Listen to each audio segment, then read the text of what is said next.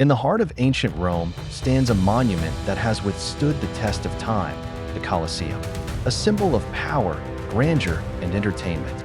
But what if I told you that behind its towering walls, a much darker truth lurks? A truth that reveals the brutal reality of Roman entertainment. A truth that will challenge everything you think you know about the gladiators, the crowds, and the emperors who controlled them. Today, we uncover the dark truth behind the Colosseum's entertainment. Did you know that more than 400,000 men, women, and animals died within the blood-stained arena of the Colosseum? But were these fights really about honor, glory, and entertainment? Or was there something much darker at play, something far more sinister than we've been taught? The Colosseum, or Flavian Amphitheater, opened its doors in 80 AD, becoming the largest amphitheater in the Roman Empire. It was a marvel of engineering, capable of holding 50,000 spectators at its peak. The arena was built not only as a spectacle of public entertainment, but as a tool of Roman propaganda. Gladiatorial games, beast hunts, and mock naval battles took center stage, and the crowds roared for more. But what were they really watching? Gladiators, those skilled fighters who captured the hearts of the masses, are often remembered as heroic, larger-than-life figures. Many of us think of them as warriors who fought for honor, fame, and glory. But the truth is far grimmer.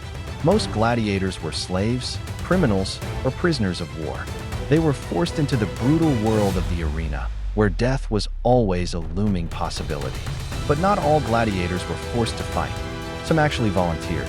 Why would anyone volunteer for such a brutal life? The answer lies in the promise of fame, fortune, and the opportunity to gain freedom. However, despite the hope of freedom, the odds were always stacked against them. Most gladiators didn't survive long. Many died young, and even those who became famous couldn't escape the shadow of violence that consumed them. To become a gladiator was to enter a world of grueling training and constant danger. These men weren't just thrown into the arena without preparation.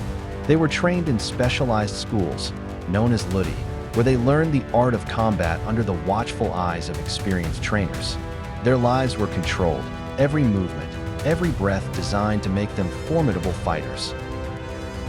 But gladiators weren't just trained for skill. They were trained for showmanship. The games were a spectacle, much more than simple combat. Gladiators were entertainers. Every fight was a performance, and their very survival depended on how well they entertained the crowd.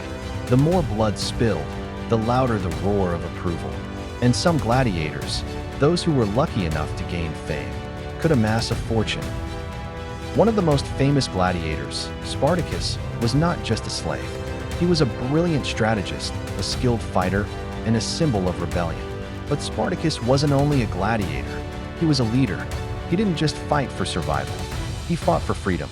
Spartacus' rise from the slave pits of the arena to the leader of a slave revolt was a story of hope, but also of violence, one that brought the might of Rome to its knees. Spartacus' revolt was one of the most dangerous threats to the Roman Empire, and it sent shockwaves through the ruling class. What many people don't realize, however, is that Spartacus could have chosen a very different path. As a gladiator, he had the potential for fame, wealth, and even freedom, but he chose rebellion over submission. This decision would forever change the way Rome viewed its gladiators.